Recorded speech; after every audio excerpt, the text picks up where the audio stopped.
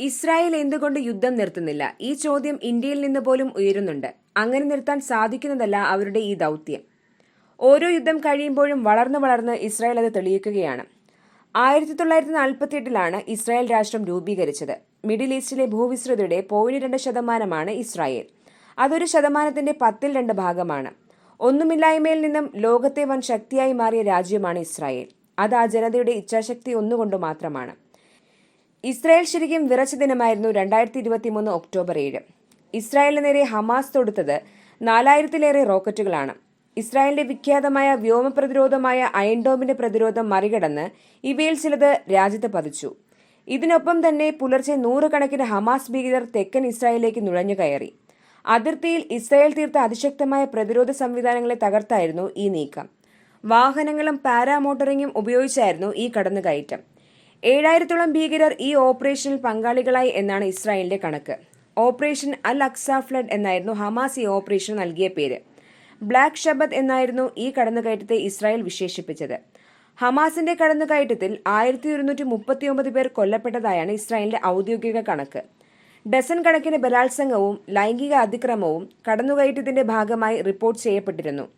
ഇതേ തുടർന്നാണ് തൊട്ടടുത്ത ദിവസം മുതൽ ഇസ്രായേൽ അതിഭീകരമായ തിരിച്ചടി തുടങ്ങിയത്. യുദ്ധം 1 വർഷം പിന്നിടുമ്പോൾ ഇസ്രായേലിന് ഒന്നും ചെയ്യാൻ കഴിഞ്ഞില്ല, കുറെ നിരപരാധികളെ കൊല്ലുകയല്ലാതെ എന്നൊരു നറേറ്റീവാണ് ഉയരുന്നത്. പക്ഷേ യാഥാർത്ഥ്യം അതല്ല. ഇസ്രായേൽ എന്ത് നേടി എന്ന് ചോദിക്കുന്നവരോട് പ്രധാനമന്ത്രി ബെഞ്ചമിൻ നെതന്യാഹുവിനടക്കം കൃത്യമായ ഉത്തരമുണ്ട്. 251 പേരെയാണ് ഹമാസ് ബന്ദികളാക്കിയിരുന്നതെങ്കിൽ 1 വർഷം പിന്നിടുമ്പോൾ 117 പേർ മോചിപ്പിക്കപ്പെട്ടു. ഇപ്പോൾ 64 പേർ മാത്രമാണ് ഹമാസിന്റെ പിടിയിലുള്ളത്. 70 പേർ കൊല്ലപ്പെട്ടു. അതിൽ പലതും ഇസ്രായേൽ നടത്തിയ ആക്രമണത്തിലായിരുന്നു. ഹമാസ് മുച്ചൂടും തകർന്നു. കമാൻഡർമാർ അടക്കം 100ഓളം നേതാക്കന്മാർ കൊല്ലപ്പെട്ടു. ഇസ്മായിൽ ഹനി അടക്കമുള്ള പ്രമുഖ നേതാക്കൾക്കും ജീവൻ നഷ്ടമായി. 1 വർഷത്തെ കണക്കെടുക്കുമ്പോൾ ഹമാസിന്റെ ഉന്നത നേതാക്കളിൽ ഭൂരിഭാഗത്തെയും ഇസ്രായേൽ സേന വധിച്ചു കഴിഞ്ഞു. ബാക്കിയുള്ളവരാകട്ടെ ഏത് നിമിഷവും കൊല്ലപ്പെടുമെന്ന ഭീതിയിലും. ഖത്തറിന്റെ സംരക്ഷണം ഒന്നുകൊണ്ട് മാത്രമാണ് അവർ ഇന്നും ജീവനോടെ ഇരിക്കുന്നത്. ഹമാസ് ഒളിച്ചിരിക്കുന്ന ഗസയാവട്ടെ തകർന്നു തരിപ്പണമായി. ഏകദേശം 21 ലക്ഷം ജനസംഖ്യയുള്ള ഗസയിൽ 42,000-ലധികം മനുഷ്യർ കൊല്ലപ്പെട്ടു. 96,000-ലധികം പേർക്ക് പരിക്കേറ്റു. 10,000-ലധികം പേർ കാണാതെയായി.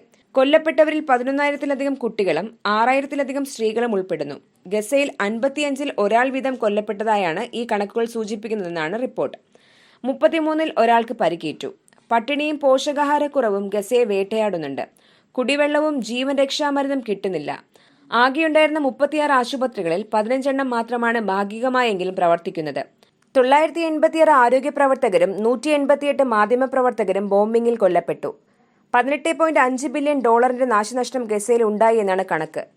ഗാസ മുനമ്പിലെ 66% റെസിഡൻഷ്യൽ കെട്ടിടങ്ങളും 124 സ്കൂളുകളും ഇസ്രായേൽ തകർത്തു. ഭൂമിയിലൊരു നരകമുണ്ടെങ്കിൽ അത് ഗസയിലെ കുട്ടികളുടെ ജീവിതമാണ് എന്ന ഐക്യരാഷ്ട്രസഭാ തലവൻ അന്റോണിയോ ഗുട്ടറസിന്റെ വാക്കുകൾ ലോകത്തെ മുഴുവൻ നൊമ്പരപ്പെടുത്തുകയാണ്. പക്ഷെ ഒരു കാര്യം ഓർക്കണം, ആരാണ് ഈ ഭീകരമായ അവസ്ഥയ്ക്ക് ഉത്തരവാദി? സ്ത്രീകളെയും കുട്ടികളെയും മനുഷ്യകവചമാക്കി അവർക്കിടയിൽ നിന്ന് റോക്കറ്റുകൾ വിടുന്ന ഹമാസ് തന്നെയല്ലേ? ഒക്ടോബർ 7 ആക്രമണം ഇല്ലായിരുന്നുവെങ്കിൽ ഈ ജീവനുകൾ പൊലിയുമായിരുന്നു. ഗസയ്ക്ക് വെള്ളവും വെളിച്ചവും തൊഴിലും എല്ലാം നൽകുന്നത് ഇസ്രായേലാണ്. ആയിരക്കണക്കിന് ആളുകളാണ് ഗസയിൽ നിന്ന് പ്രതിദിന പെർമിറ്റ് വഴി ഇസ്രായേൽ വന്ന് ജോലിക്ക് പോയിരുന്നത്. എന്നാൽ ഇവരിൽ പലരും തന്നെയാണ് ഒക്ടോബർ 7 ആക്രമണത്തിൽ ഹമാസിനൊപ്പം ഉണ്ടായിരുന്നത് എന്നും തെളിഞ്ഞിട്ടുണ്ട്. ഗസയിലെ പാവങ്ങളെ കൊന്നൊടുക്കിയിട്ട് ഇസ്രായേലിനൊന്നും കിട്ടാനില്ല. അവർ തേടുന്നത് ഹമാസിനെയാണ്. പക്ഷെ അവർ ഒളിച്ചിരിക്കുന്നത് ജനങ്ങൾക്കിടയിലാണ്. ഹോസ്പിറ്റലുകളിലും അഭയാർത്ഥി ക്യാമ്പുകളിലും സ്കൂളുകളിലുമൊക്കെയാണ്. അവിടങ്ങൾ തേടിപ്പിടിച്ച് ആക്രമിക്കുമ്പോൾ സിവിലിയൻസും കൊല്ലപ്പെടുന്നു. മാത്രമല്ല, ഏതാണ്ട് 450 മൈൽ നീളമുള്ളതാണ് ഗസയിൽ ഹമാസ് ഉണ്ടാക്കിയ തുരങ്കങ്ങൾ. ഗസൻ മെട്രോ എന്നാണ് ഇത് അറിയപ്പെടുന്നത്. നഗരത്തിനുള്ളിലെ മറ്റൊരു സമാന്തര നഗരത്തിൽ നിന്നാണ് ഹമാസ് യുദ്ധം ചെയ്യുന്നത്. ഇവയെല്ലാം ജനവാസ കേന്ദ്രങ്ങളിലാണ്. സിവിലിയൻസിന്റെ വീടുകളും ആശുപത്രികളും പോലും ഇത്തരം തുരങ്കങ്ങളുമായി ബന്ധപ്പെട്ടിരിക്കുന്നു. അതുകൊണ്ടാണ് തുരങ്കം തകർക്കാനുള്ള ബോംബിംഗിൽ ആളുകൾ കൊല്ലപ്പെടുന്നത്. ഹമാസിന്റെ ഗസയിലെ തുരങ്ക ശൃംഖല 350 മുതൽ 450 മൈൽ വരെ നീളമുള്ളതാണെന്നാണ് മുതിർന്ന ഇസ്രായേൽ പ്രതിരോധ ഉദ്യോഗസ്ഥരുടെ വിലയിരുത്തൽ.